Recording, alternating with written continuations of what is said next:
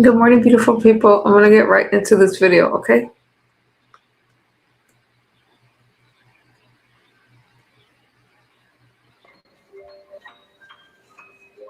Hope y'all can hear it.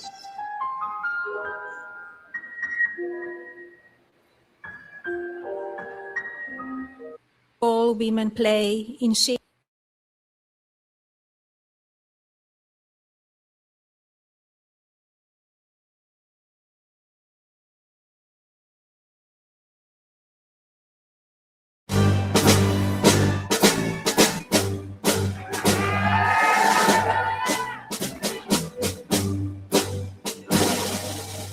Oh, wait, what happened?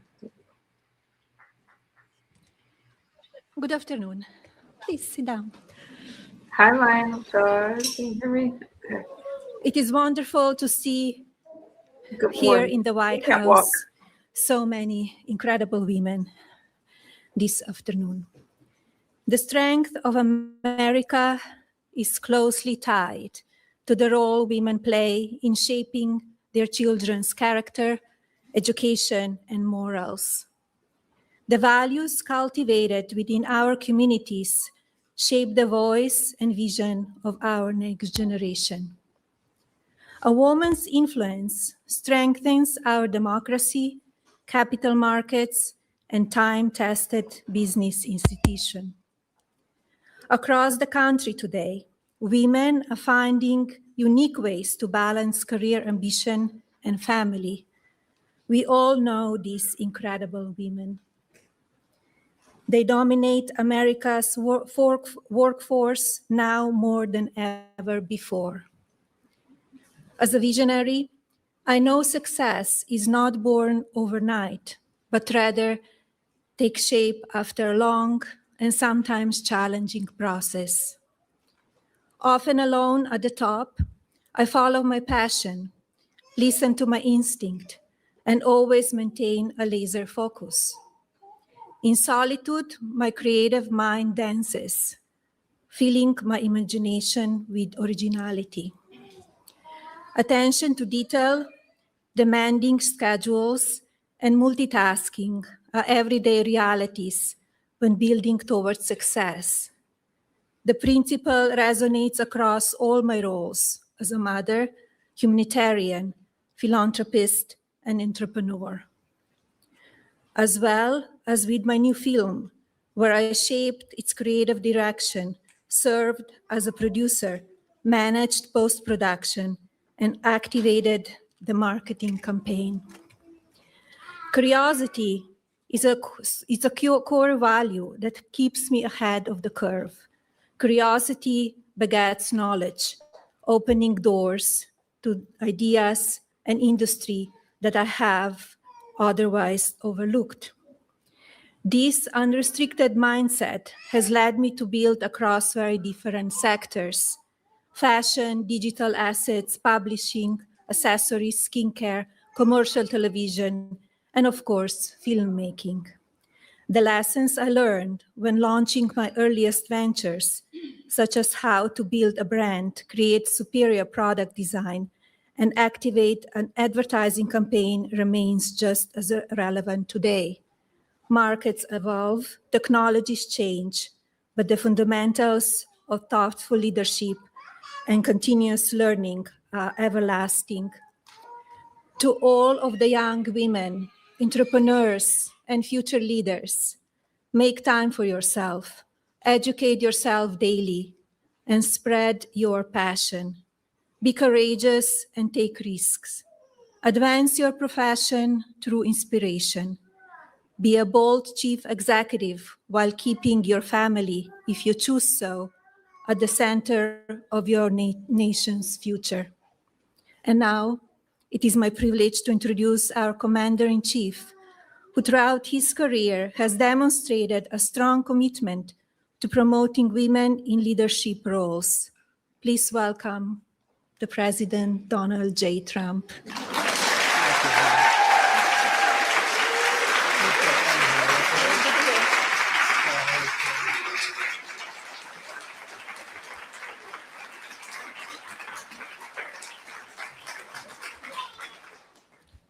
Well, thank you very much. Movie star, can you believe this? Can you believe it? That wasn't supposed to happen. We were supposed to have a nice, normal life. But she's terrific and big success. And I think it was #1 last night streaming. It went on streaming last night. It was #1. So I don't know. Maybe she's getting a little too big for the White House. We'll have to think about it. Anyway, thank you, honey. She really is something. I want to really congratulate you, and I want to thank everyone for being here today. It's very exciting. It's always exciting to be with you. We love women. Women are the whole deal, okay? And today is very special because we celebrate Women's History Month. That's what it's about every year.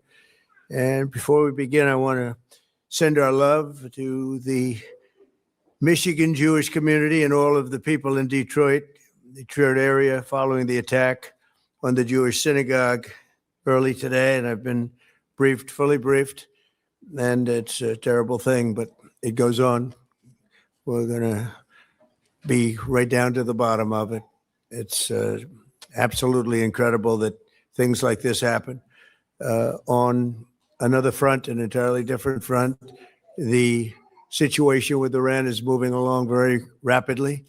It's doing very well. Our military is unsurpassed. There's never been anything like it. Nobody's ever seen anything like it. And we're doing what has to be done. Should have been done during a 47-year period. Could have been done by a lot of different people. They chose not to do it. But they really are a nation of terror and hate. And they're paying a big price right now. We're honored to be joined by many extraordinary ladies, working moms, and amazing women who are making history themselves. You really are. I want to thank Second Lady Usha Vance, who's a fantastic person. Where is Usha? Usha?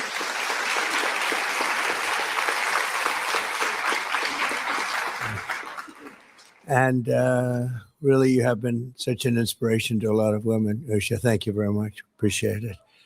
And your husband's doing a good job.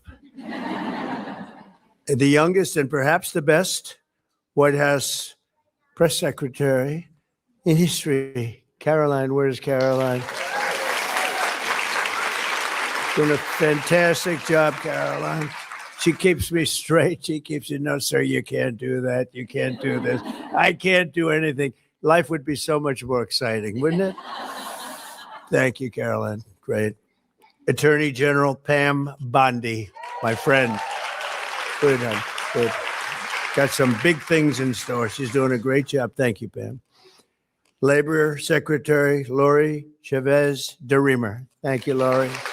Thank you very much. Senator Cindy Hyde-Smith, who just had, what did you get, 84, 85% of the vote? What's going on? You know, now I can tell this story. But Cindy Hyde called me up years ago when she first ran. It was a tough race. It was one of their top people in the White House. I won't mention the president because we don't want to mention anybody. Get yourself in a lot of trouble. But it was their top person, and it looked very tough for any Republican candidate. And Cindy Hyde was the one, and she was not, I don't know, not like the people that knew her loved her, but not a lot of people knew her. And she said, sir, could you do me a favor? Could you give me a rally? I said, a rally's a big deal. And I got there and she said, would you stay and do another rally in another part of the state? Nobody's ever, and we ended up with 3 of them. And she won in a landslide, right? And now she's at 85%. And now she wins. She doesn't need rallies. I say, do you want me to do a rally? I don't need any rallies, sir. She got 85%. Good. I was so happy to say. Not surprised, but I was so happy. And that's because you've done a great job. Great job. Thank you very much. Representatives, Virginia Fox, my friend for a long time. Virginia, thank you. Kat Kamek. Kat, thank you very much. Thank you, Kat. Diana Harshbarger. Where's Diana? Diana, thank you.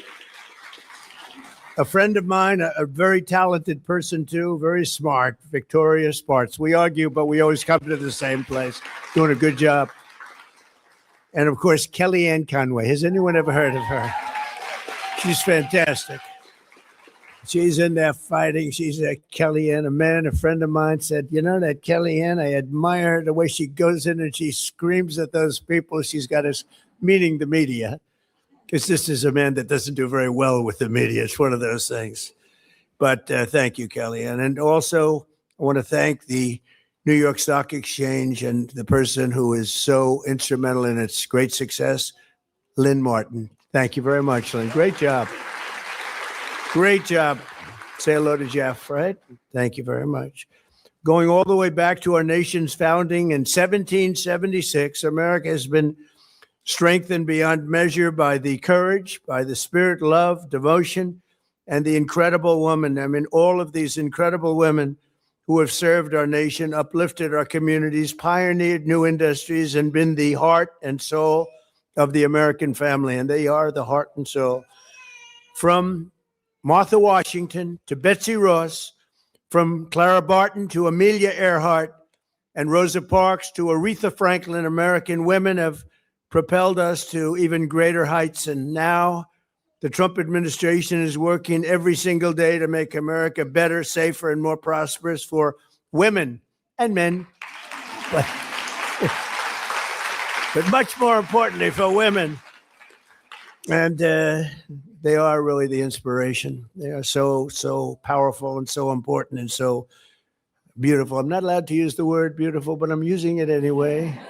Usually it's the end of your political career. If you say a woman's a beautiful woman, they say that's the termination of his career, but somehow it hasn't hurt too much.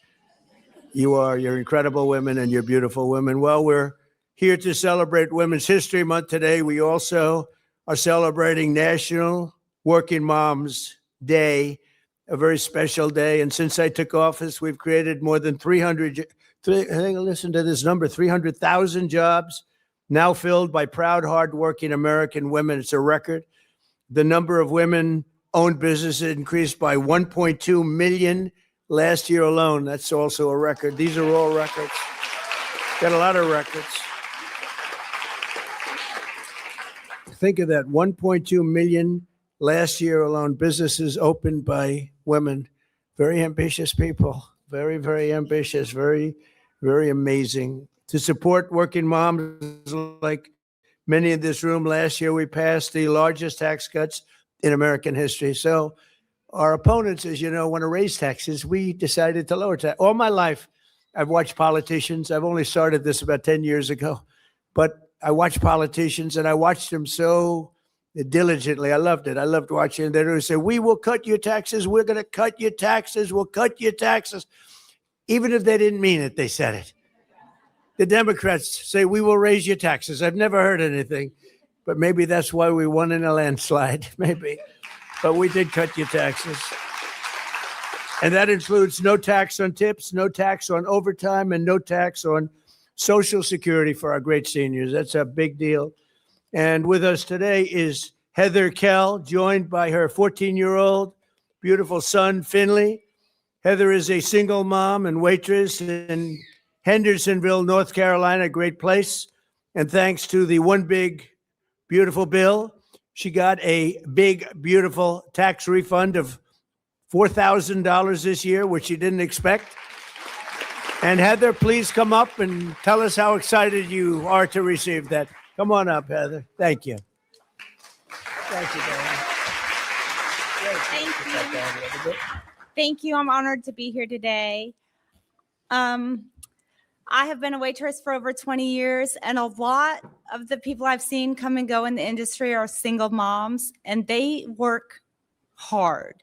They're the hardest working people I know. And then at the end of the year, they're always super stressed out because they don't know where they're going to come up with the extra couple $1,000s that they owe on the taxes. And this year, I had to do a double take. I had to do my taxes twice to make sure this was real. I couldn't believe it. Thank you. Thank you so much. Thank you. I appreciate you. I love that ending. Wouldn't that be beautiful? That's from the heart. That's from the heart. Thanks, Heather. Spend it wisely, right? Thank you. Also with us is Nora Pruitt, a proud mom of 7 and a sheet metal worker from Baltimore, Maryland. She's seeing how our manufacturing renaissance is bringing opportunity back to America. And if you would, please come up, Nora. Thank you. Thank you very much.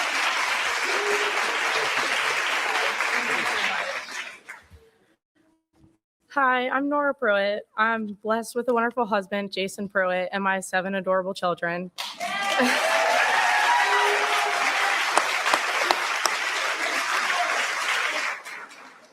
I'm a working mom. I used to be a housekeeper for 9 years. A year ago, I got a career job at Marlin Steel Wire Productions in Baltimore, Maryland. I was matched with great pay, a 401k with great match. I got a huge promotion to set up a wire forming machine. We only use USA steel and we only make in the USA. With the big, beautiful bill, we were able to buy one of the most expensive tools our factory's ever bought. Within that, it totally changed our lives. We were able to buy a 5-bedroom home on an acre of land. I just want to tell you thank you so much.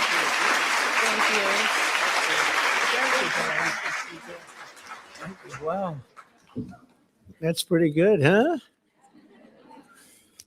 So we have another person that I'm going to introduce. You know, they said, you mind bringing up 5 people? I said, not really, but it's a lot. Then I looked at him and I said, how about some more like that? We want more. But thank you. It's great. Great job you did. Another working mom benefiting from our policies is Lexi Chambers. And she's a 2nd-generation farmer from Virginia who's got 2 wonderful daughters, June and Tilly. They're benefiting from our one big, beautiful bill. I always say great, big, beautiful bill because I like it better, Pam. I say, sir, that's not the exact. I said, don't worry about it. It'll be just fine. Great, big, beautiful bill because that's what it is. And the $12 billion in farm relief we issued using tariff revenue. We get $12 billion. We took in tremendous amounts of money. We're taking in money because of the tariffs, and really jobs are coming in through the roof. And we have factories being built all over the country. As an example, in the last administration, less than $1 trillion in 4 years. We've taken in $18 trillion plus in 11 months. We haven't included the 12th month yet. So we're at more than $18 trillion. And it's a record in the history of our country. We've never done anything. And that was for a lot of good things. It was because of November 5th, but it was also because of tariffs. So Lexi, please come up and say a few words. Lexi, come on up, Lexi. Oh, it's so beautiful. Nice to see you. Come on in. Hi, my daughter June had to join me. She was not one to stay. Oh, As a wife of a 2nd-generation Virginia farmer, one of my biggest goals, second to teaching my children to love Jesus above all else, is to ensure that my daughters have the opportunity to farm one day. President Trump, your support of American agriculture through your changes and updates of the estate tax relief for family farms has allowed families like mine the opportunity to ensure that my daughters can farm one day. Thank you for your work on OBBB and your support of the American family farm. Thank you very much. Thank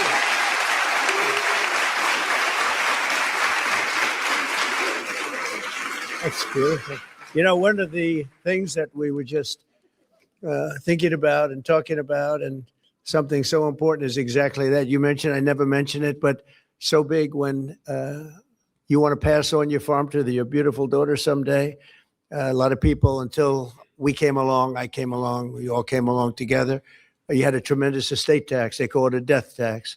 You want the farm to go, well, they had tremendous estate tax. In some cases, they're sort of semi-land rich, but cash poor. But that's the way it is sometimes. And farms were being lost all over the country. They were being taken away from the banks. And we ended the death tax. We ended it for the farmers, for manufacturers, and small businesses. So you're not going to be losing your farms anymore. Okay? It's going to be a long time from now, many, many years, 70, 80 years, but it's just going to have no tax to pay, okay? Going to be in a long time. Thank you very much. That was great. One of the most important ways we can support women is by bringing law and order and public safety back to our country. And for the past 10 months in a row, think of that, 10 months in a row, 0 illegal aliens have been admitted to the United States, which is an amazing number.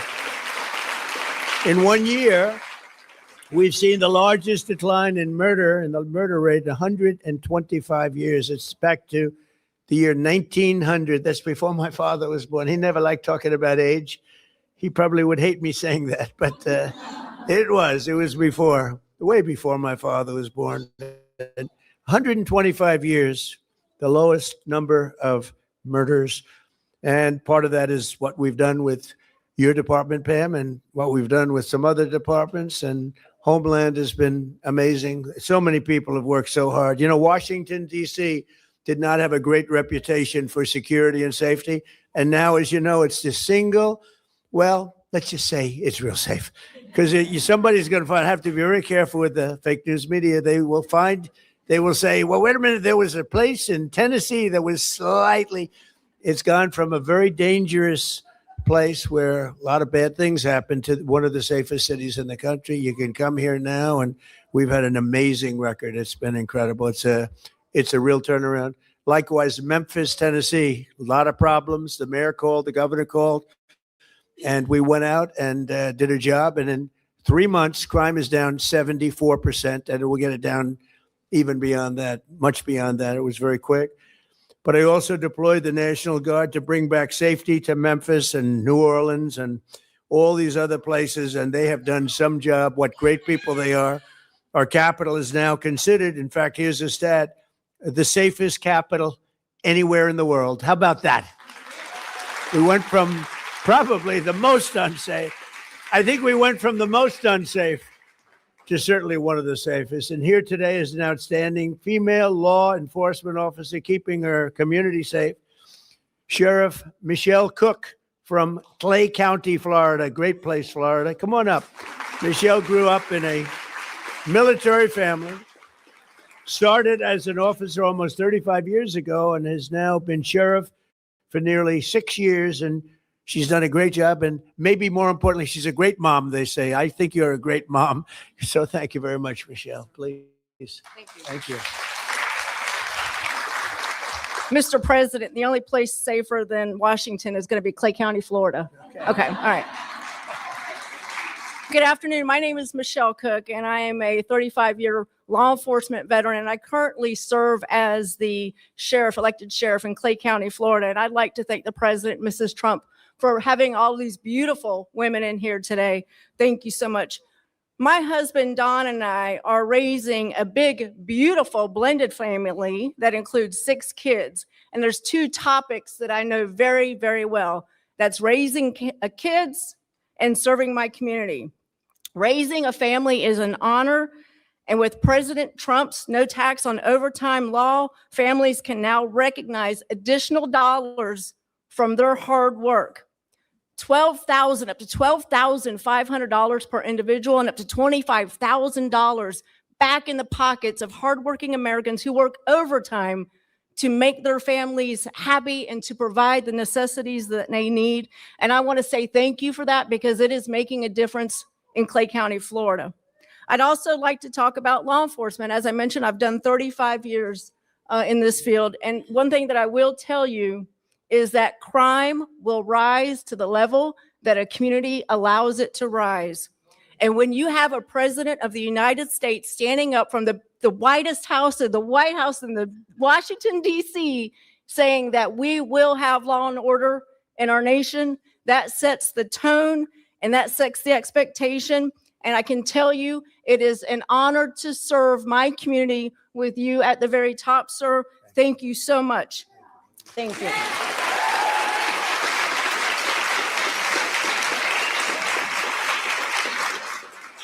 In closing, I would like to say God bless our first responders, God bless our military, God bless our president, and God bless the United States of America. Thank you.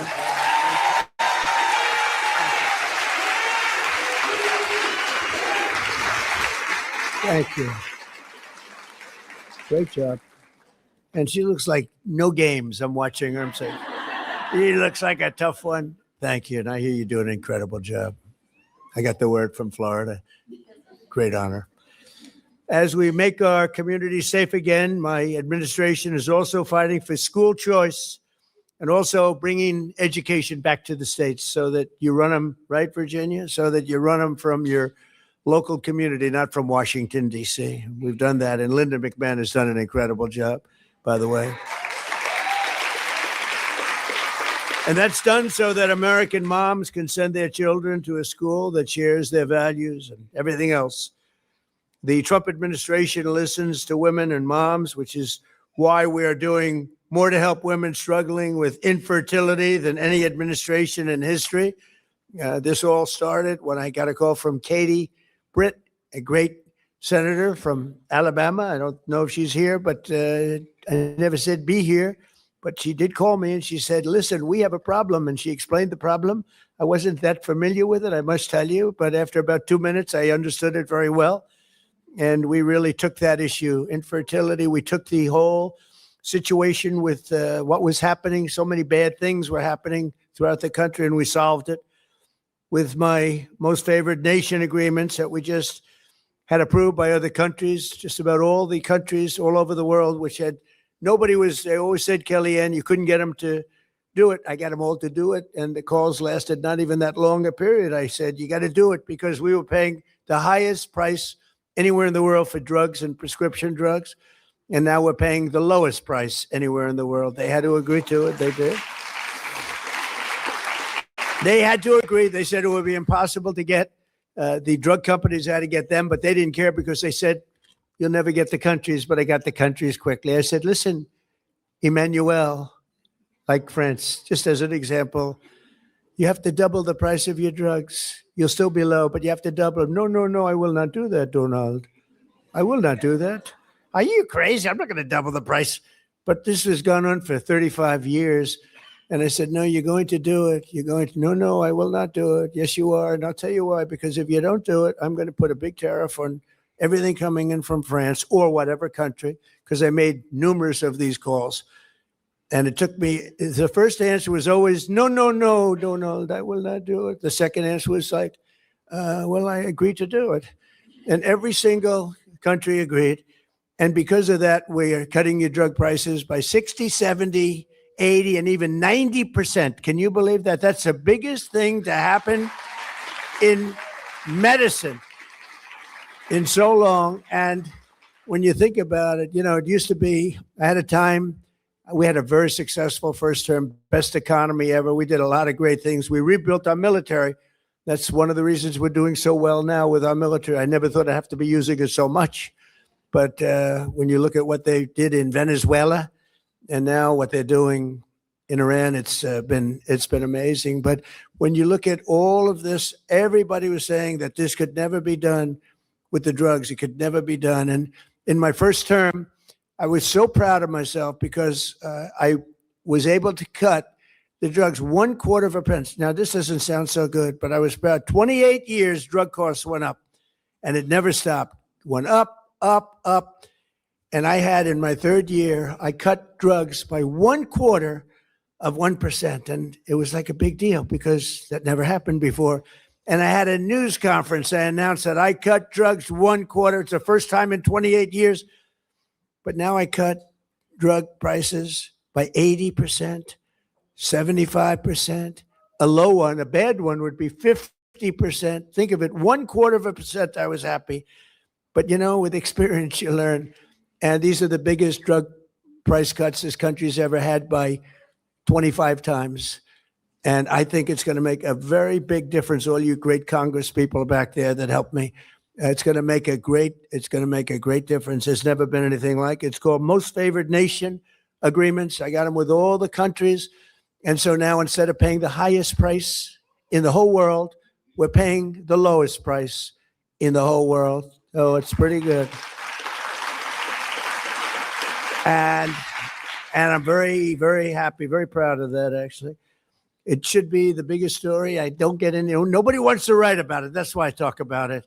They don't want to write about it. There was a little story like this in the New York Times. Should have been headlines. I picked up the New York Times. I said to my wife, oh, this is a big one. This is going to be front pages. I couldn't find the story. I said, oh, they must have been a little bit late. They are a lot late. So I figured it was the next day. I looked the next day. There was nothing. It's unbelievable. How would you like to cut drug prices, Kellyanne? How would you like to cut drug prices by 80% and not have a story about it? Something a little cuckoo there, isn't there? But the people got it. That's why we won. The people got it, Sheriff, right? But I'm also doing something else with, I think was, not much. To me, I say, can this really be possible? We're keeping men out of women's sports. Is that okay with 90% of the people?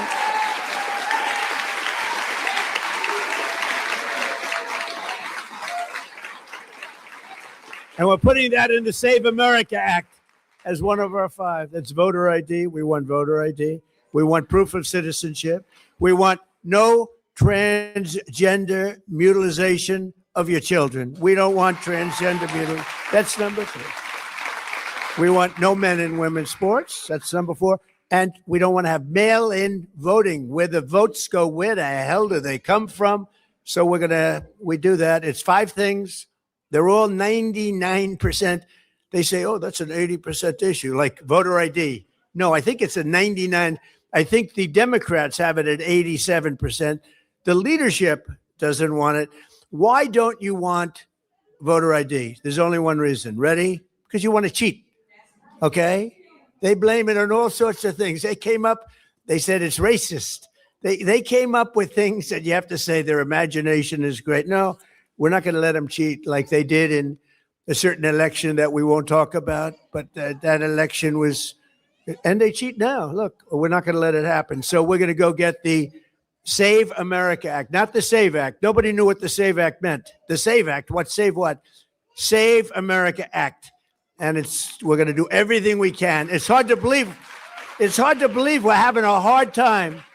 I think anybody that votes against it shouldn't be allowed to run for office. You want to know the truth. But we're working very hard on it. It shouldn't be. Every one of those 5 points, every one of them is, I think, close to a 95%. They say voter ID, that's an 80% issue. It's not 80%. It's 99%, I believe. And so are most of the others. So there's 5 points. I call them best of. They're best of Trump, like best of for an athlete. The best plays, best of. These are best of Trump. So hopefully we're going to get them. But I'm also keeping the men out of the women's sports. And I signed an executive order declaring that there are only 2 genders, male and female. Complicated, isn't it? Male and female. I don't think the first lady's going to have a problem. Am I okay with that one? I'm not, because she will say to me sometimes, I don't like that particular stance. I don't know. That's okay. We like that baby cry. Melania was, I don't like that particular stance, but I think we're okay on that one. 2 genders, okay? Male and female. I think so. We'll be okay. And we have put the world on notice that America will not allow men to compete against women in the 2028 Olympics, where we have the Olympics. And we have the Olympics, we have the World Cup coming up, and we have 20, the biggest is 250. And I did all 3 of them. I did the Olympics, I got the Olympics. Then I got the World Cup. Then I got 250, but I've never been given credit for that. The men, they won't give me credit for 250 years, but I'm here for 250. I tried to take credit for that, but I haven't been able to get it. But a person that I recognized immediately when I came into the room, I looked down, I said, because I didn't read, I can't, if I prepare my speeches, I won't have time to get things done. Do you ever hear that? Yeah, I cannot prepare. So I didn't know who the hell I was speaking to, but I walked in and I saw this beautiful woman with the blonde hair. I watched that bobsled. I don't know how the hell you do it, Kaylee. But Kaylee was the star, big star of the Olympics and other Olympics also. And she's a 6-time Olympic medalist. Think of that. And she's won more gold medals than any other female bobsledder in history. She's a total champion. I watched the whole deal with you. You were getting ready, and they said, maybe, I don't know. She was prime 8 years ago. They said that was terrible. And then you ended up winning again. You're going to be prime for a long time. I'll tell you that. What a tremendous athlete. And it's an honor. But I literally walked in and I said, because I don't know most of you, unfortunately, but I knew her because I watched that whole thing. And she recently got back from Cortina, Italy, where she won 2 bronze medals as America cheered her on, and she's won the goals, and she's won more than anybody else. And it's amazing to have you here, and it's a great honor. Come on up, Kaylee.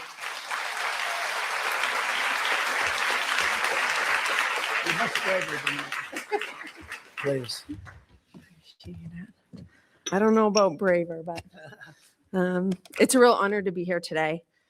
Yes, I'm a 6-time Olympic medalist, 3 of them gold, but the title, I'm most proud of is mom. Thank you. Yes. My journey to motherhood was a 2.5-year process through IVF. And I was constantly told that as soon as I became a mom, my career in athletics was going to be over. I was never going to reach the Olympic podium again. Mentally, physically, I could never get my body and my mind back. And I think the ultimate way to tell somebody that, they'll never do it, say don't do it, and I'm going to go out and do it. That's just how it goes. The ultimate dream I had was to become a mom and then be able to stand on the Olympic podium. And this year I got to do that with my 1.5-year-old son. Thank you.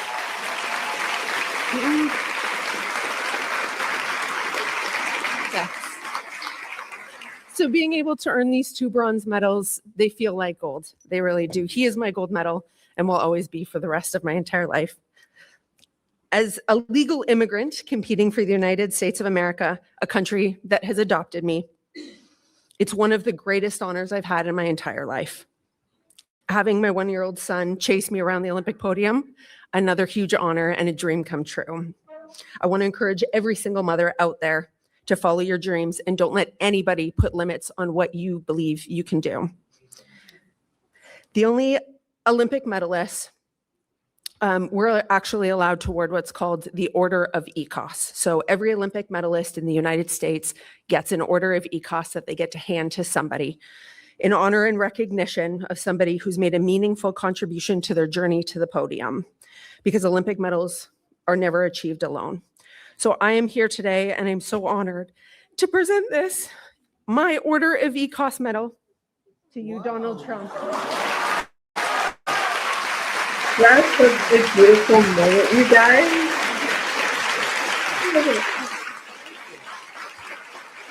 Thank you. So we only get one, but I want to recognize the support and the impact you've had on women's sports throughout the Olympic movement, specifically standing up to keep biological women in women's sports, to keep the field of play safe and allow for fair competition. Furthermore, because your policies are creating greater access to IVF, so families like mine can continue to grow as I look to become and expand my family again, I believe this actually makes you the first president in history to ever be awarded an Order of ECOS as well. So thank you.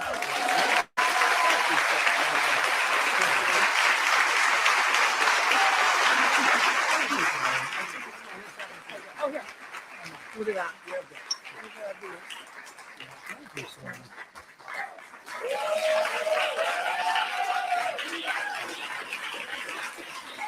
Isn't he just the best? He's the best. So thank you. Thank you very much. Wow. I knew I liked her. I liked her right from the first second. Now I know why. That's good. That's really nice. Beautiful. Thank you both very much. Appreciate it. So I'm going to now do a little signing, and the signing is going to be very impactful, very important.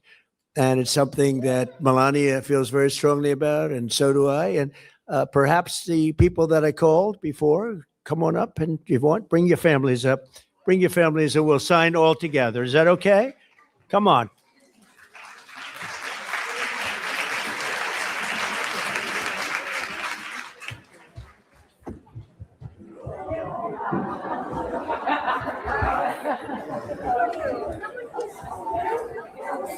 So, you ready? Okay. No auto pen, right, Pam? Am I allowed? No auto pen. Okay, ready? Watch what I do.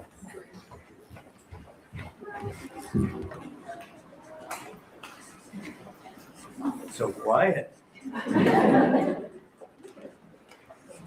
Okay, we did it. How about that?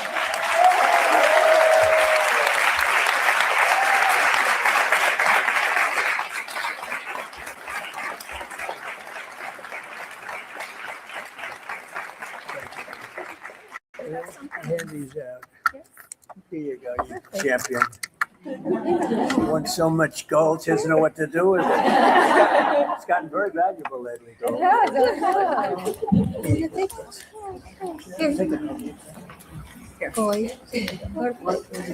I want to thank you all very much. It's really nice. You take another one. There you go. Thank you all very much. Fantastic. Thank you.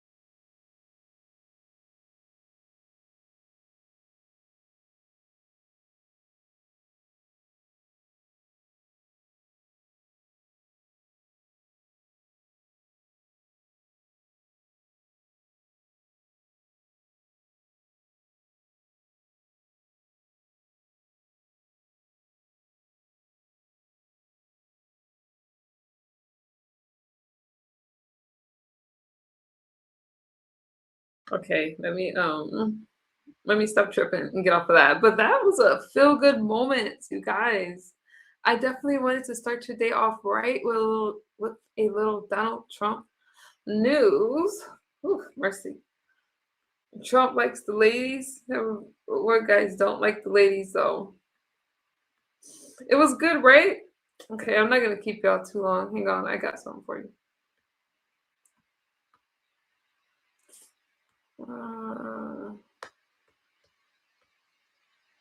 I thought it was good.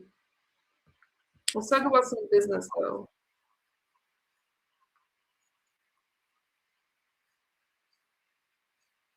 The Save America Act.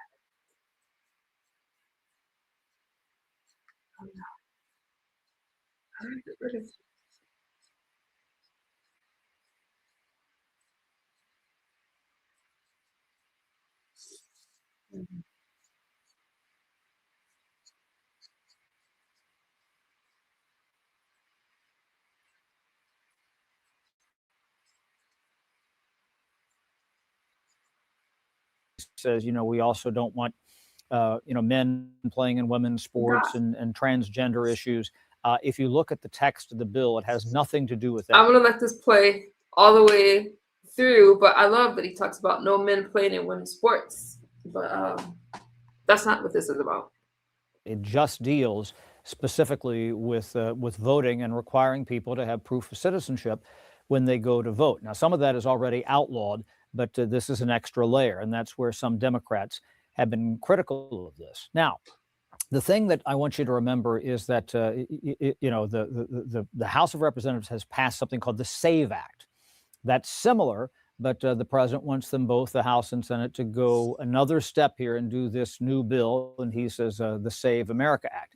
And he said over the weekend that he would not sign any legislation into law until they pass this piece of legislation. Now, this comes as the Department of Homeland Security is shut down. There's this impasse right now over ICE, and Democrats are still looking for reforms at ICE before they provide votes to fund DHS. In fact, there will be another test vote that will fail on that sometime later today, and DHS will remain closed probably well into a fifth week, and probably when Mark Wayne Mullen has his confirmation hearing next Wednesday. That's an unrelated issue, but we reached out to the White House yesterday, and there's a bit of clarity there where they said, well, he was referring to all other bills. He wouldn't sign any other bill into law, but DHS funding, if they were to pass that, he would in fact sign that.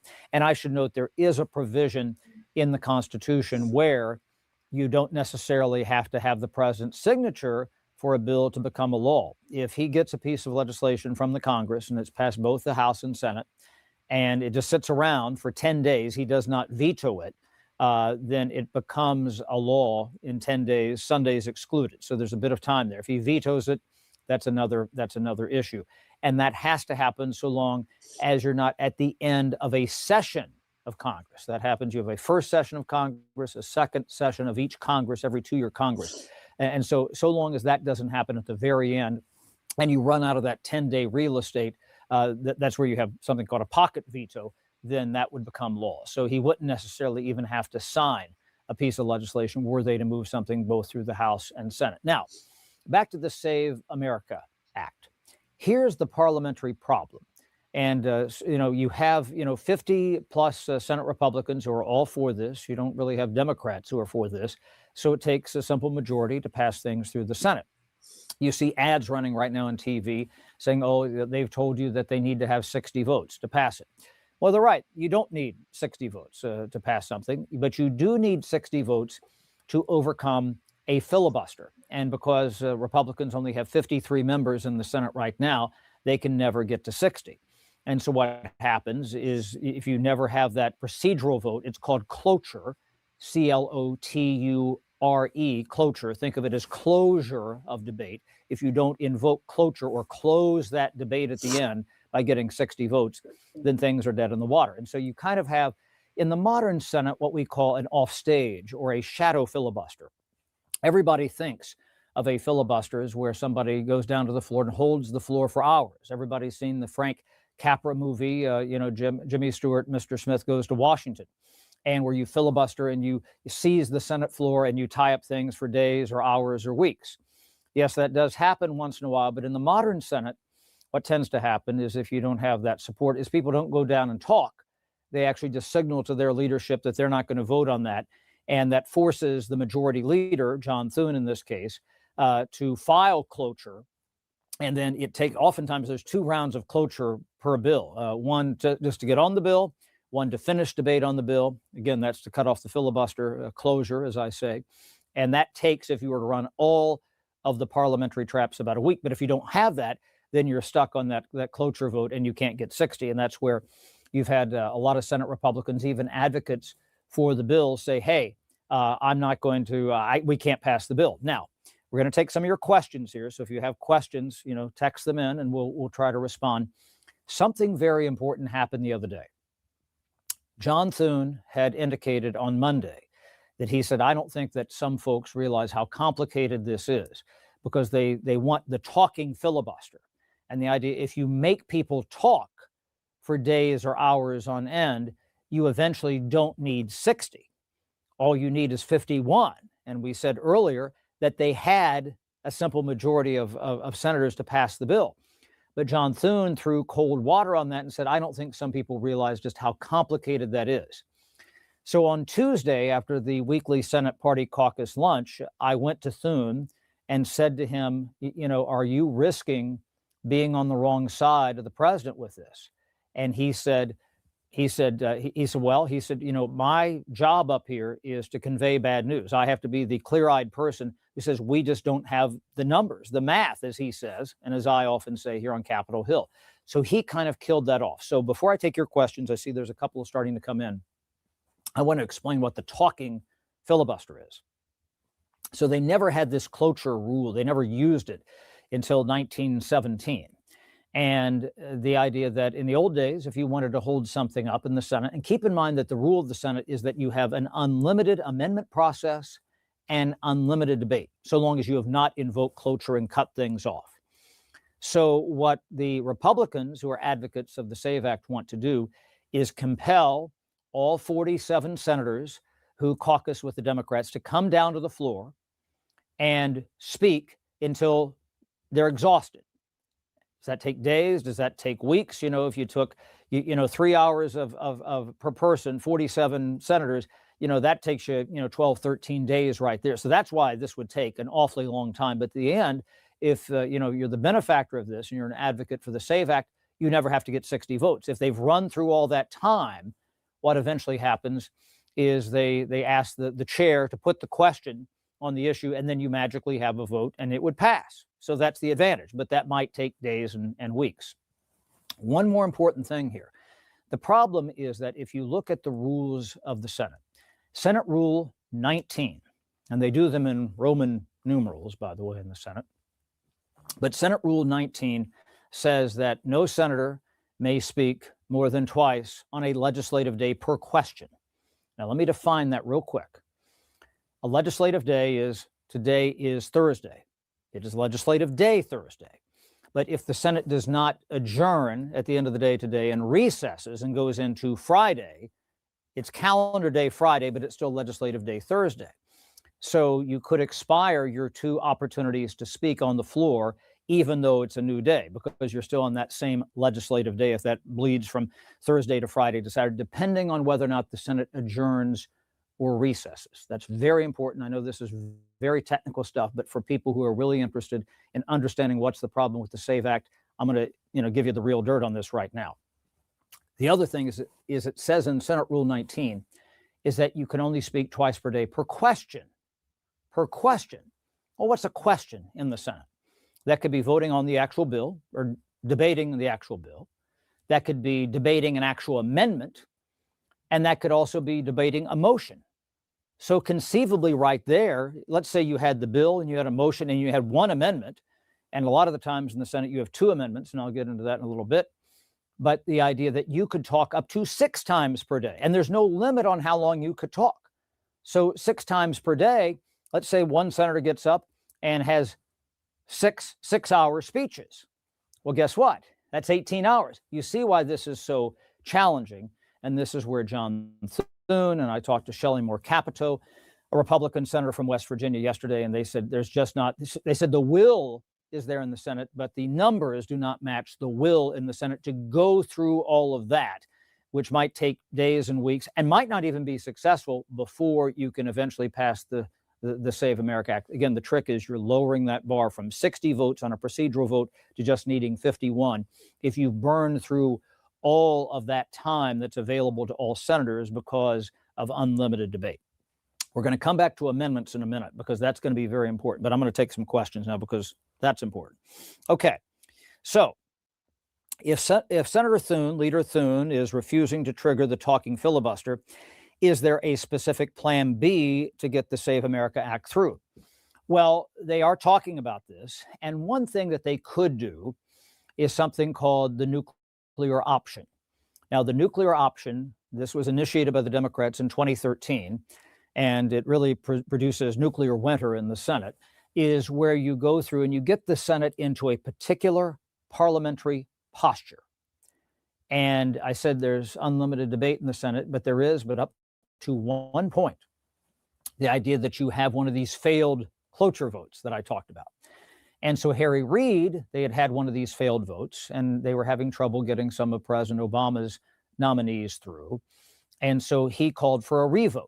He switched his vote to vote with the other side. You can do that. You have to be on the prevailing side of the issue, and asked for a revote a few days later, and it failed. And he said, is it not the precedent of the Senate? Is it not the fact that we should have, because you need 60 votes on cloture, that for these types of lower tier nominees, everybody else at the Commerce Department or Transportation Department that's not the secretary, somebody who's not a Supreme Court justice, et cetera, the idea that it's a lower bar, that it's just 51.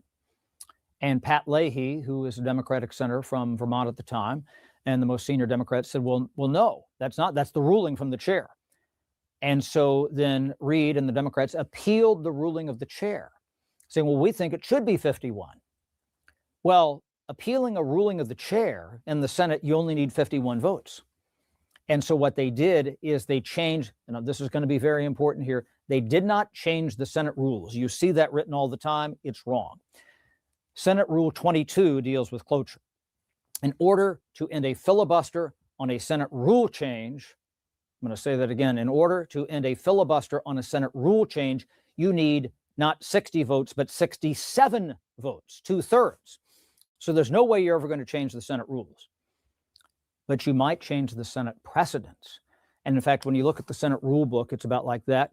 And you look at the Senate book of precedents, which is what they do most of their things on, it's about like that.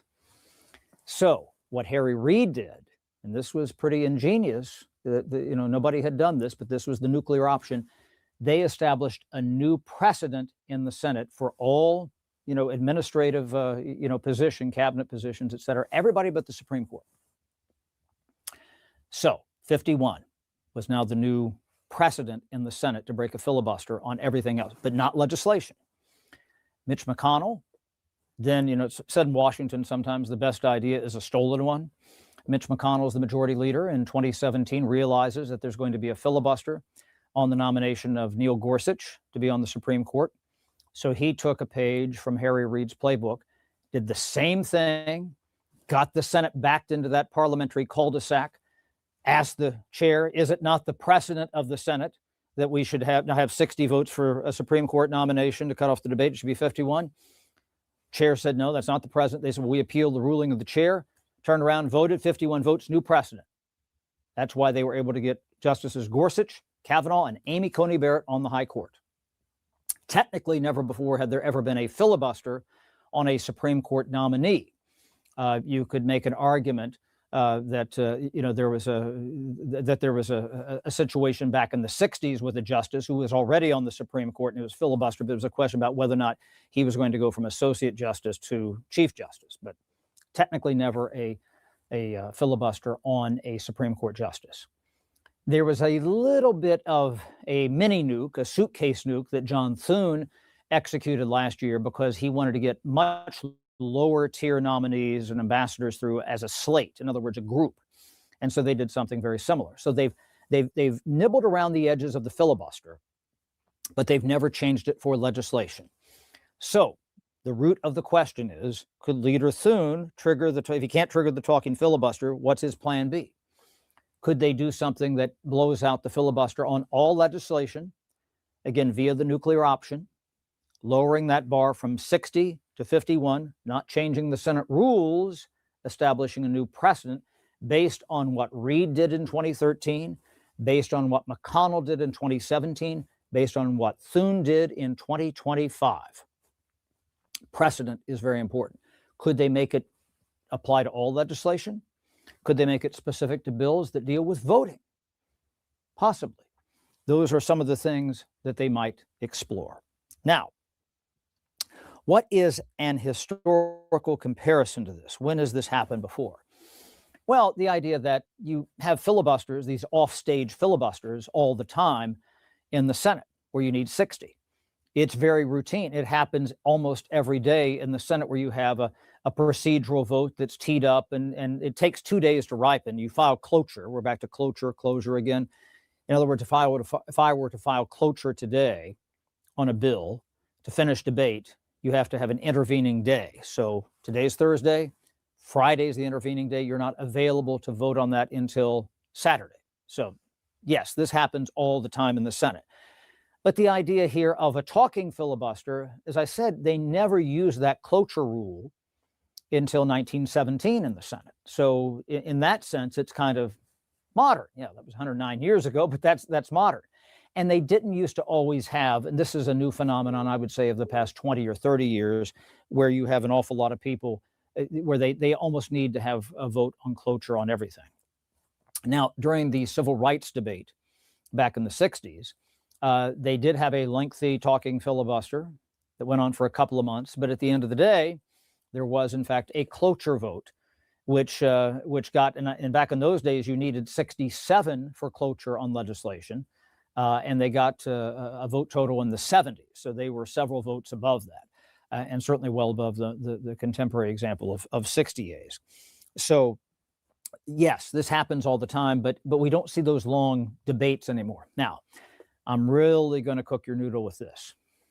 You've had these other debates here lately where somebody has gone to the floor and given a really long speech, and it's been called colloquially a filibuster. We had Cory Booker last year, around this time last year. It was March 31st, bleeding into April 1st, the longest speech in Senate history.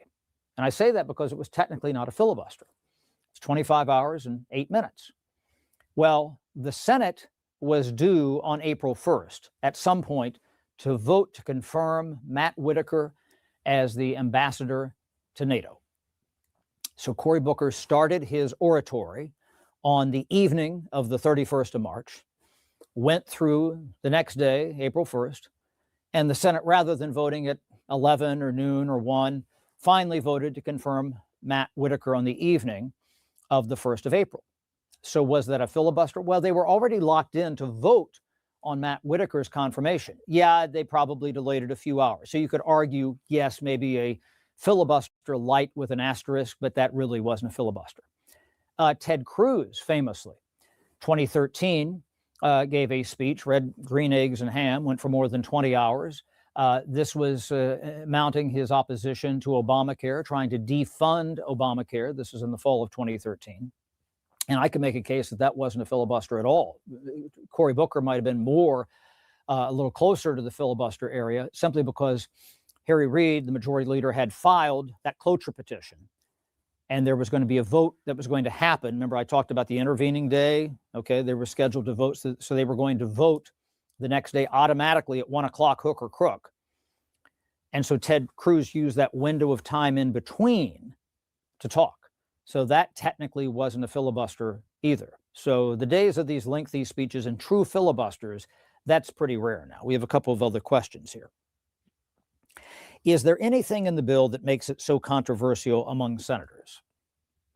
Well, Republicans think that, yeah, as you know, their stock and trade on the vote, at the polls last year was, the border is insecure. We're going to make the border secure. We're going to run on this. This is something President Trump ran on. And the idea that they think that that issue still works for them. The idea that there are people in the country who are illegally here and are voting illegally. And guess what? They are going to, hammer that issue home. So it's not controversial on the Republican side of the aisle. The Democrats will say that this is going to take people off voter rolls. They are going to say that it's going to hurt women, specifically if you've gotten married and you change your name and it creates all this extra paperwork. It may affect members of the military. There's a whole list of things that Democrats will say about that. But again, as I'll come back to the fundamental thing here is that non-citizens are not allowed to vote in American elections, period. Now, does voter fraud happen? Absolutely. And I think a lot of people will tell you that. How often does it happen? It's not very often. When you look at groups that have done these studies, the rate of voter fraud is pretty infinitesimal. I mean, you have a 0, and then you have a decimal point, and then you have probably a couple of 3 zeros after that. There was a study by the Heritage Foundation a couple of years ago. They're conservative, and it indicated that, say, in Pennsylvania, there had only been, a couple of dozen examples of people voting illegally, again, that they could find, I'm going to underscore that, over the past 30 years. That's a pretty extraordinary figure. So does this happen a lot? Probably not. But this is where Republicans and President Trump have said, we want to make, voter fraud. We want to get rid of that, people who are voting illegally, et cetera. And again, that resonates with their core base. And you see the polling on this issue, where it's in the upper 80s, if not 90s, in terms of people who agree with this. Now, I want to come back to something I said earlier that is very important about this. I talked about the Senate having unlimited debate, but there is also an unlimited amendment process. Unless what we usually see majority leaders of both parties do, and John Thune does this regularly, the majority leader has control of the floor. They get recognized first. What they do if they're going to try to end debate on something, there's something in the Senate called the amendment tree. And I want you to think of the trunk of the tree as the base bill. Okay, that's the trunk of the tree.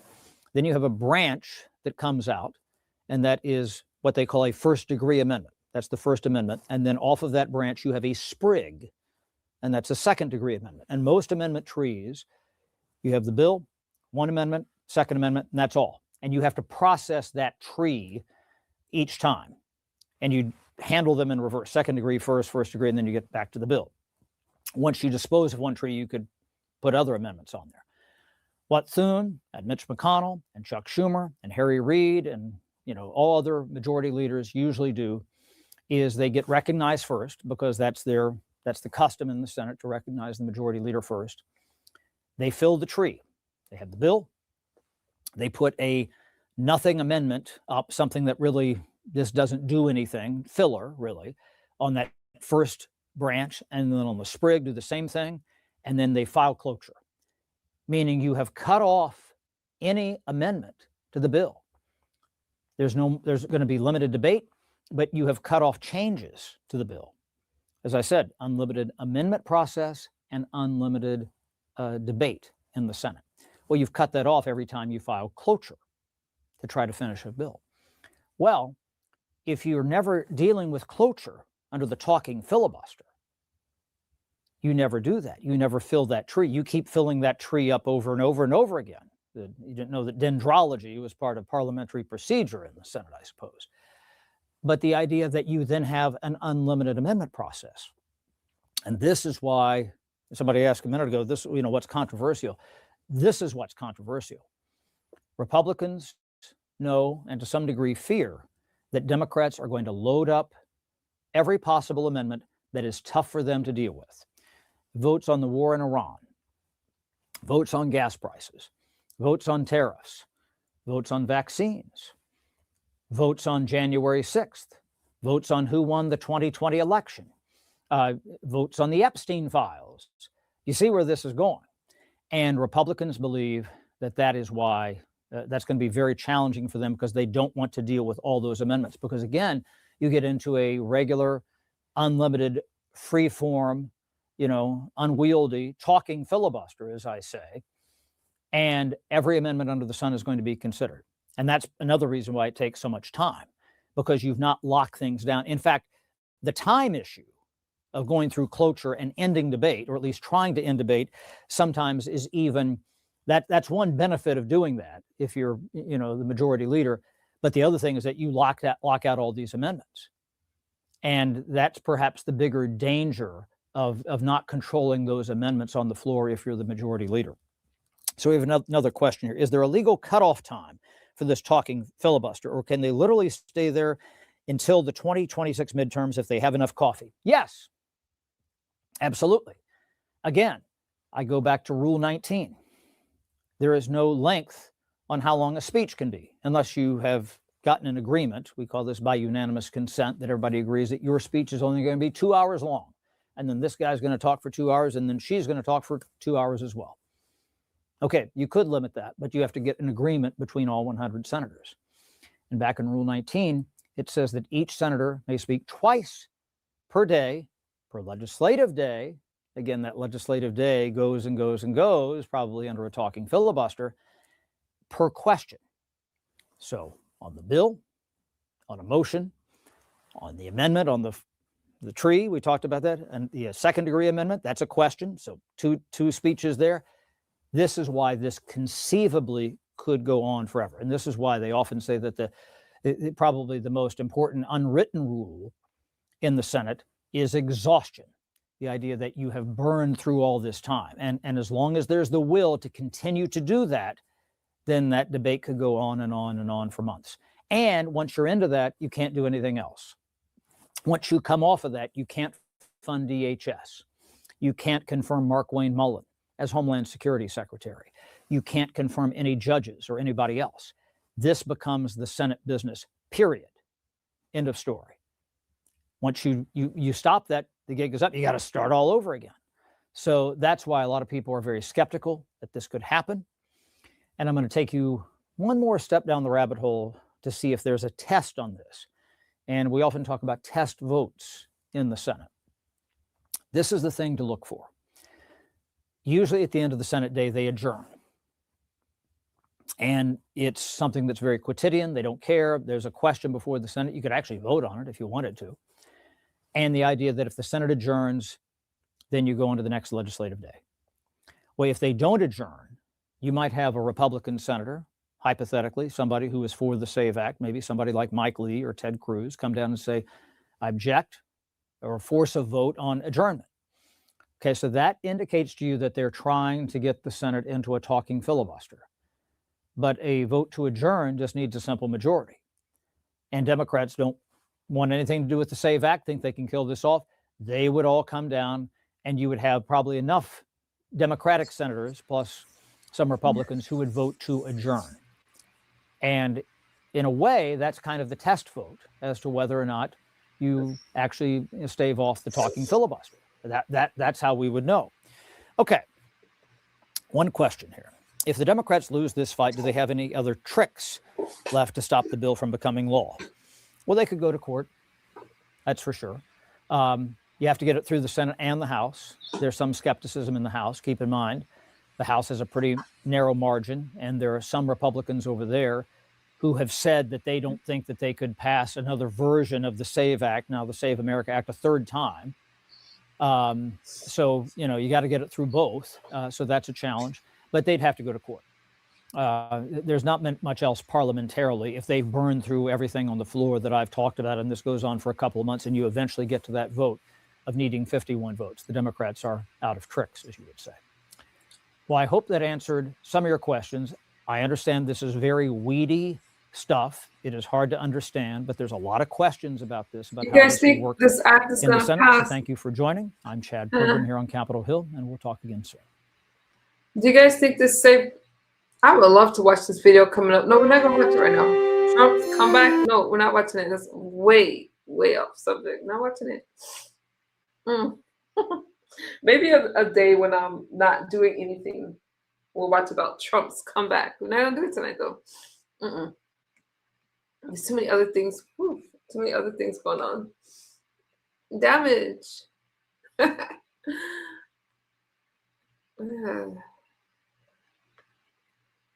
What am I talking about? Oh no, I lost my video.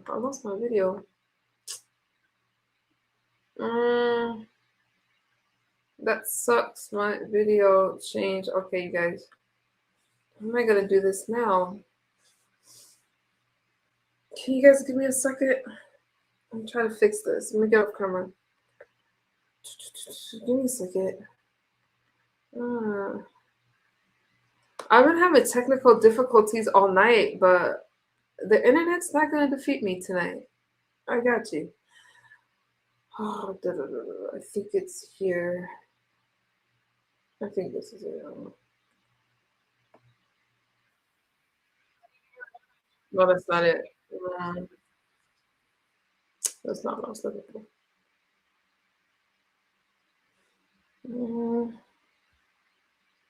I just have to go. There it is. Oh, yeah. I'm so sorry, you guys.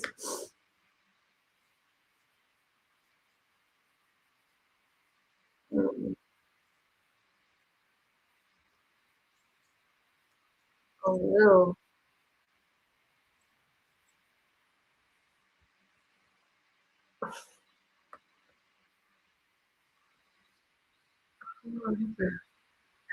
I don't know what happened. Sorry. I want you guys to see what I'm watching. I am so sorry.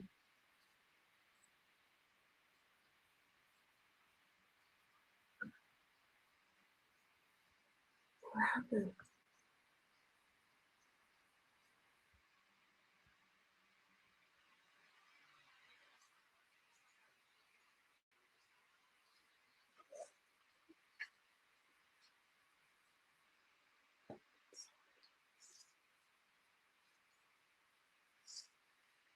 In history been a more total asymmetric, one-sided annihilation of the enemy than you are witnessing that is unfolding right now in Iran.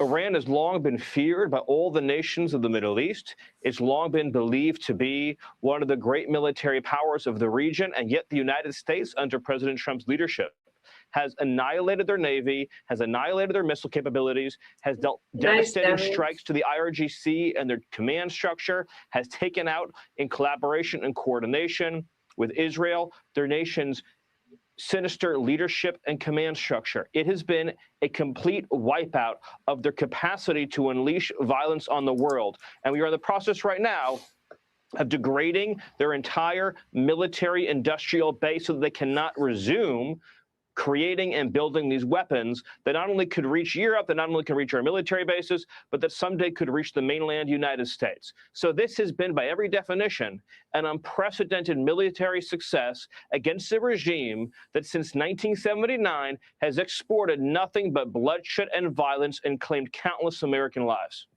where does the administration stand on the objective of regime collapse? And are they satisfied with the current quote unquote leadership, Ayatollah Jr.? I mean, we don't even really know if he's alive. It's important to understand that, again, the leadership class of this evil regime has been wiped out. Nobody has seen the Ayatollah Jr. Nobody has seen proof of life. He didn't show his face on a TV camera. All we have is a statement that is purported to belong to him, as a symbol and a signal of how degraded this regime is. And again, we are talking about how in a matter of days, a regime that has terrorized and menaced the world, that has used missiles to blackmail the world, has been degraded and has been set back to a degree that few thought possible. Ship after ship sunk, launcher after launcher destroyed, outpost after outpost, command center after command center taken off the map. So this has been a huge success for America, but the president is continuing to move forward to further annihilate, obliterate, and destroy the regime's capacity to threaten American interests around the world. So when he sees the strait close and oil prices go to 100, what does the president feel about that? Like, what is his posture there? Well, it underscores above all else, Jesse, how this was the last chance that the United States had to take action against a regime that was planning and plotting to kill Americans and that had the ability to strangle, if it wished, global commerce in the future, backed by long-range missiles, backed by nuclear weapons. So just again, as a thought experiment, imagine if this regime that right now, weaker than ever before, imagine if that regime instead had nuclear weapons, instead had long-range missiles that could reach an American city, instead was rich with cash. Remember, Obama put them on a path to enrich them with tens of billions of dollars and have a nuclear weapon right now. A rich regime that controls commerce through the Strait of Hormuz and has nuclear weapons, has long-range weapons. Think about what a terror that would be to global commerce and to the world. So what instead you have is a dying regime, a decaying regime, a thrashing regime that is engaged in terrorism in the Strait of Hormuz. But let's be very clear. The United States, not Iran, has the staying power. Why? Iran produces 2% of the world's oil. America, under President Trump, is the #1 producer of oil and fossil fuel. More than Saudi Arabia, more than Russia, more than any other nation in the world, and now we're partnered with Venezuela. So the president is taking every action he can to lower prices. You mentioned, of course, unsanctioning oil that's at sea to get that into the market, continuing to push our own producers to drill and expand production as fast and as far as they can, providing regulatory relief, and you're going to see more and more in the days to come. Well, you asked earlier as well about the future of the regime, because I didn't want to leave that question hanging. The president's been clear on this point too, Jesse. The people of Iran have an opportunity, if they choose to take it, their last best chance to claim control of the future. But whatever choice they make, President Trump has been abundantly straightforward in saying the United States will pursue and achieve its military objective. All right. Makes sense to me, Mr. Miller. Thank you as always. We appreciate it. Be sure to like and subscribe for all the Fox News latest on YouTube and catch full shows.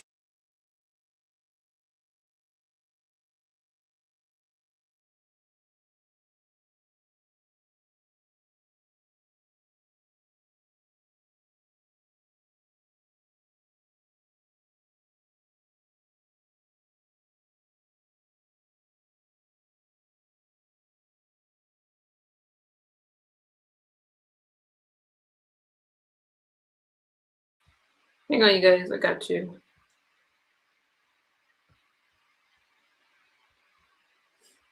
This is kind of interesting.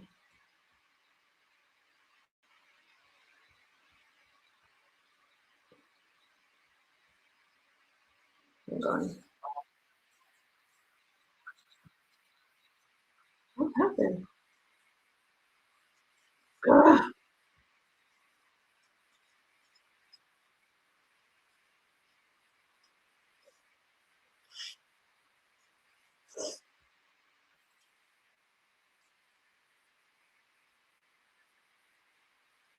I don't know what is wrong with my internet tonight, you guys, but it has really, really been driving me nuts. Oh, let me try this again. This is where I was trying to go right here. Here we go.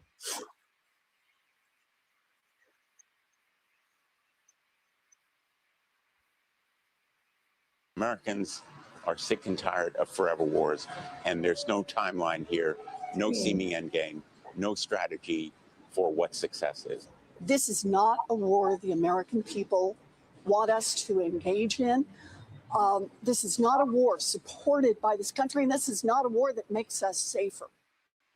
Democrats slamming President Trump's strikes on Iran. But our next guest, who fled religious persecution there when she was only 6 years old, says her loved ones in Iran are begging America to finish the job. Her name is Juliana Taimoorazi, and she joins us now. Juliana, thank you so much. It's an honor to be with you, Ainsley. Well, it's an honor to have you here. I know you started the Iraqi Christian Relief Council. You grew up in Iran as a Christian. What did you experience before the revolution and then after? I was 6 years old when the revolution happened, and I lived through the entire Iran-Iraq war. I was told that I would burn in hell for my Christian name. And when the king was deposed and exiled, my mother was standing outside, and I was a 6-year-old child. And the men who were protesting, my mother was crying, and they came to her, and one of them put his hand around her neck and said, "You dirty Christian, your father is gone. You will see what we will do to you."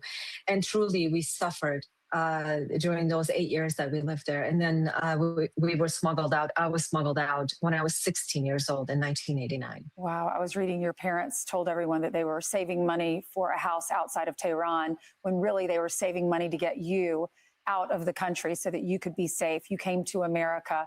What's your reaction to what's happening? Do you think this is a good thing, or do you agree with the Democrats?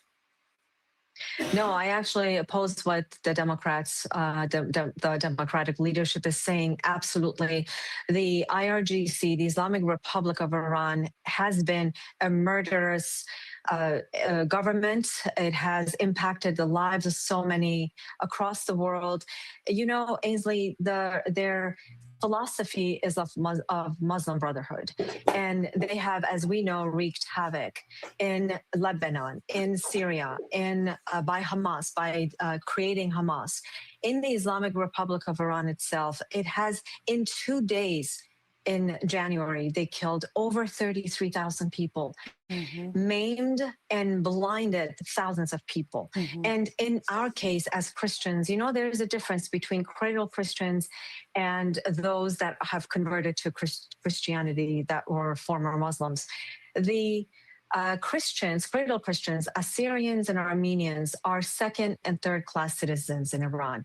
We can worship, but we always have a spy inside the churches to see what the priest and the pastor is preaching. And those who have converted to Christianity do not have religious freedom. They are, if they're found, they are imprisoned, tortured, and in many cases executed. But I must tell you also the impact of Iran in Iraq. I have served Iraqi Christians, the Assyrians, and other Christians for 19 years.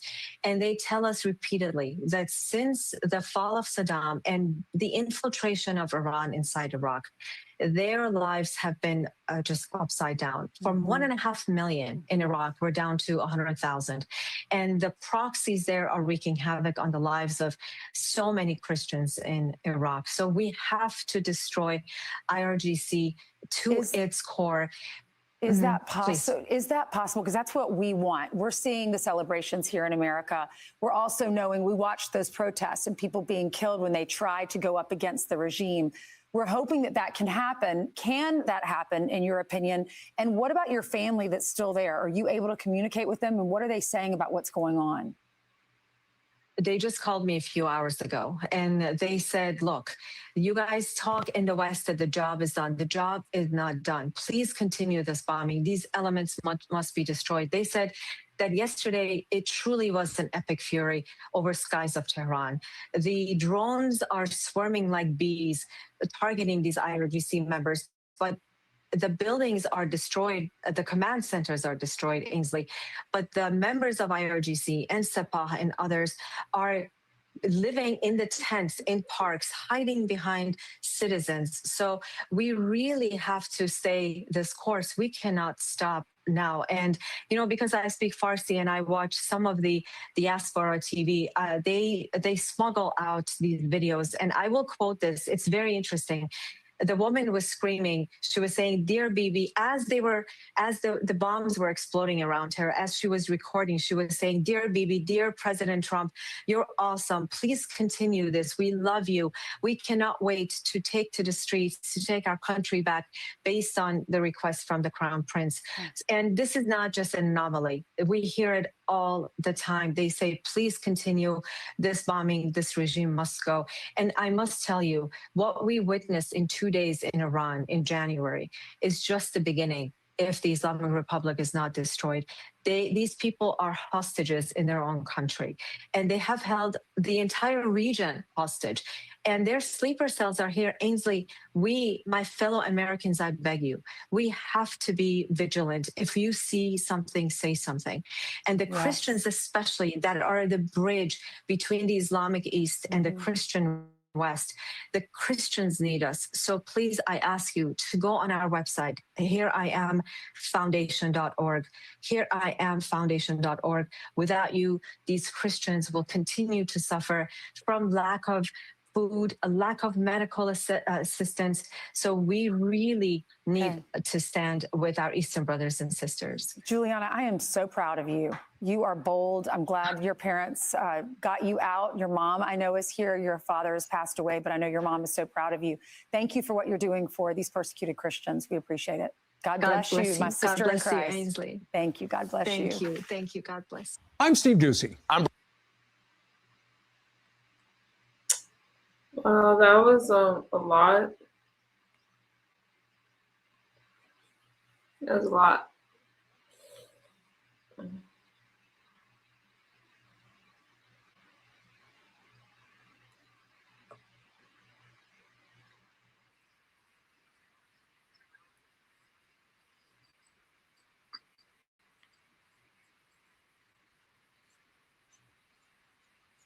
Attempted bombing in New York City last weekend, carried out by ISIS-inspired terrorists. Now, fake news CNN lied about the attack, falsely suggesting that the pair of radical Islamists were targeting New York City's Muslim mayor. On social media, fake news CNN, they waxed poetic about the terrorists, calling them Pennsylvania teenagers who could have been enjoying the city during an abnormally warm weather that's happening. And today, even more disgraceful and possibly, just unimaginable to anyone with common sense. More conduct out of fake news CNN in the midst of a serious conflict with Iran and that evil regime. The network played 4 straight minutes of actual Iranian state propaganda, including a ridiculous and incendiary written statement from supposedly Iran's new supreme leader, who might not even be alive. I guess Baghdad Bob is back in a different form. The same network who routinely cuts away from President Trump's speeches to accuse him of disinformation or to fact check him. Much more on all of this coming up tonight straight ahead. But first, whether fake news CNN likes it or not, Iran's rogue regime is now getting crushed. Now think about this. The new supreme leader is either unwilling or unable to appear in person for his first public address. I'd like proof of life here. Or he's just scared to death and he's hiding in a bunker. So forget the hand-wringing, constant complaining on the left, because the objectives of this military campaign have always been very clear, very attainable, and now being met at an incredible pace. Take a look. Our objectives are clear. First, we're destroying Iran's missile capabilities, and you see that happening on an hourly basis, and their capacity to produce brand new ones and pretty good ones they make. Second, we're annihilating their Navy. We've knocked out already 10 ships. They're at the bottom of the sea. Third, we're ensuring that the world's #1 sponsor of terror can never obtain a nuclear weapon. And finally, we're ensuring that the Iranian regime cannot continue to arm, fund, and direct terrorist armies outside of their borders. Here now with the very latest from today's strikes. Staying up late once again for us, our very own Nate Foy is with us in Tel Aviv. Nate, what's the latest? Hey, Sean, good evening. So tonight, Israeli Prime Minister Benjamin Netanyahu appeared to threaten Iran's new supreme leader in his first news conference of the entire war. He said he wouldn't put out any or issue any life insurance policies for any Iranian leaders. But here's the thing. Netanyahu appeared on camera, as you mentioned. Iran's new supreme leader did not, which further fuels speculation about his health. This as the attacks on shipping in the Strait of Hormuz continued today. Take a look at this remarkable video on Hannity. This is one of 2 ships that got hit off the coast of Iraq. Another one got hit near the United Arab Emirates. President Trump just told our Brian Kilmeade that he believes Iran's new supreme leader is hurt but still alive. Mujtaba Khamenei provided a written statement today saying in part, quote, "We will exact reparations from the enemy, and if it refuses, we will seize from its assets as much as we deem necessary." He also said Iran is only targeting U.S. bases and not its neighbors, but that is clearly a lie. Bahrain says that Iran attacked its fuel tanks today. You see that here. And this is after an Iranian drone crashed into oil tanks in Oman. Meanwhile, the U.S. has now hit 6,000 targets in Operation Epic Fury so far. They've also sunk 90 boats, including 30 mine-laying ships. Tonight, Central Command says a KC-135 refueling aircraft went down in western Iraq. The U.S. says that it was not due to hostile or friendly fire. Now, tonight, Tel Aviv has once again come under Iranian ballistic missile fire. This hour, Hezbollah is again launching rockets into northern Israel after Israel surged additional troops to the northern border in response to Hezbollah's offensive that we told you about last night. We'll send it back to you, Sean. All right, Nate Foy in Tel Aviv tonight. Thank you. Want even more Fox News on YouTube? Become a Fox News Patriot today. Click join to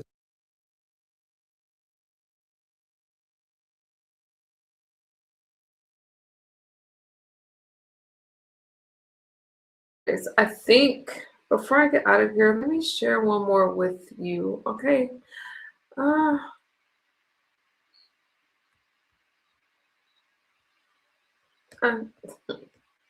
You guys see, I can watch this stuff all day. There's a lot going on.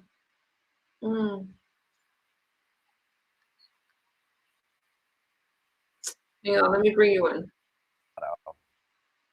We will prevent Iran from acquiring a nuclear weapon. Thought this was interesting. By whatever means we need, period. I will not hesitate to use force when it is necessary to defend the United States and its interests. Should Iran ever contemplate using nuclear weapons against... I wanted to make sure that I played a little bit for the left so you guys can hear some of y'all leaders and, you know, who you guys support.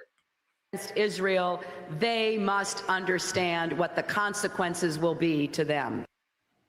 And you could add Kamala Harris, but does anyone really care what she said or thinks? Now, President Trump, on the other hand, warned the mullahs of Iran, and when they failed to heed his many, many warnings and offerings of peace, he decided to take action against the world's #1 state sponsor of terrorism.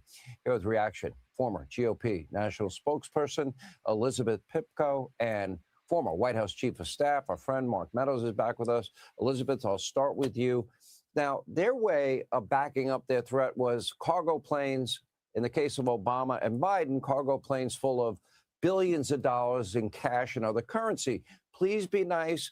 Please, please don't build nuclear weapons.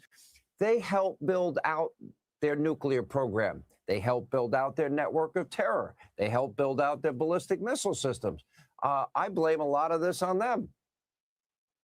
I completely agree with you. And what's ironic is while they were sending over those pallets of cash, they were actually claiming here on American soil that they would have the courage to strike Iran if necessary, always to plenty of applause, but then without being able to back that up. So ironically, they have put us in this situation and have promised that they would be first in line to do exactly what President Trump did 10 days ago. And what's unfortunate here is what this means for our country, right? You hit on it quite a bit in your last segment when it came to the media, but I think we can all agree we have never seen a hatred for a man, for a political figure in our country like we see for Donald Trump. But even worse than that, we've never seen a hatred for his supporters like we see for Donald Trump supporters and his voters. And that means we find folks in the media as well as Democrat elected officials really just cheering against the United States of America, against their fellow Americans, and for our enemies, because they will do anything if it means watching Donald Trump lose. And unfortunately, they have found themselves really looking like hypocrites here while America is looking like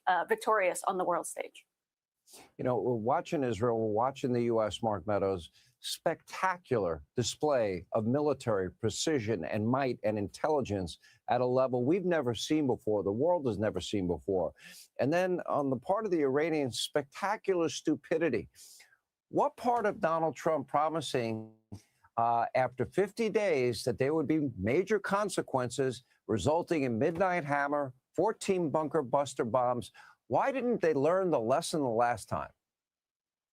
Well, I think part of that is the prelude that you had there with so many of our leaders, both on the Democrat White House point of view and Secretary of State, that kept saying, we're going to do this, we will not allow you, but they followed it up with no action. So it was all talk and no action. This president made it very clear last time when the bunker busting bombs went in that we wouldn't stand for it. But here's the other thing is the president really wanted to negotiate a real deal with Iran for the Iranian people. And an offer was made, as you know, an offer was made to give them nuclear material for peaceful purposes, but they weren't interested in that. You know, when you look at ballistic missiles, when you look at what they were involved with, not only did they have a plan, they were acting on that plan, and that plan was not just to do harm to Israel, but to do harm to the American continent as well. I don't think there's any doubt about it. One of the things, how do you see this playing out? Both the president and the prime minister of Israel have both said to the Iranians to be ready to seize the moment, that this will soon be in their hands. Obviously, it's going to be up to them what their future is. How does that evolve? How do you see it evolving, Mark Meadows? Yeah, I see probably in the next few weeks, what happens is the military might that you were talking about, the unbelievable military intelligence, our ability to know where the enemy is at all hours will be overwhelming to the Iranian people. And they will be forced, and by the Iranian people, those that are in charge right now, calling the shots, sending missiles into their neighboring countries. And so they'll be forced back to the negotiating table. And hopefully what we'll see is a peaceful Iran. I'm optimistic that because we're so superior, both in the land and air and sea, that they will have no alternative but to come back to the negotiating table, hopefully with a peaceful leader that will be peaceful for decades to come. Elizabeth, I'll give you the last word. Is the United States safer because ISIS is gone, that Trump wiped them out, that Soleimani's gone, Baghdadi's gone, that he wiped out their ability to enrich uranium with Midnight Hammer, that Epic Fury now will take out this regime, I think, by the end of it? Is this in America's interest? Is America safer because Donald Trump knew the threat of nuclear weapons was not one we could pass on to future generations? Well, thank you for phrasing it that way, Sean, because I've heard way too many people claim that they don't understand how this fight is in America's best interest. But you'd have to be hiding under a rock to not understand exactly what Iran has done to the United States of America and all peace-seeking people around the world for decades now. This is the only way to keep future American generations safe and free from any kind of harm of a nuclear threat from Iran. Thank God for Donald Trump being the only one with the courage to get this done. And Donald Trump learned something, too. He learned we can't have forever wars, can't have boots on the ground. The only thing I can think of, the one scenario would be maybe if there's a battle for that 460 tons of 60% enriched uranium, and I hope it doesn't come to that. Nobody wants that. All right, thank you both. Hey, Sean Hannity here. Hey, click here.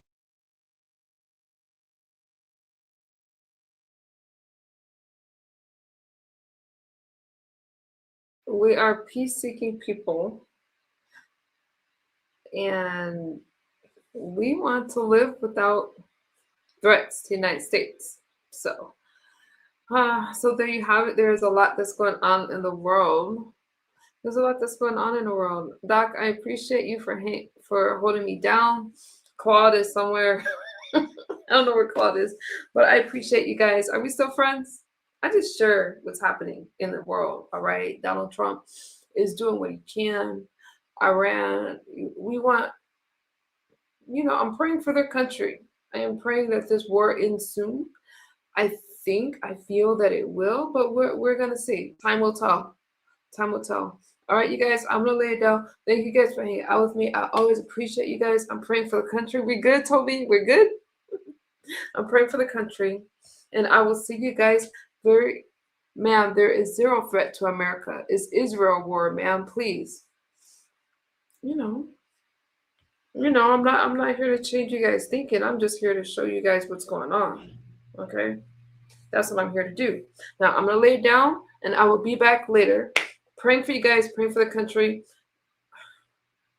This amazing country that we all live in. Take care. Be safe. You're welcome, Mo. You're welcome. Lion of God, I see you. Bye, you guys.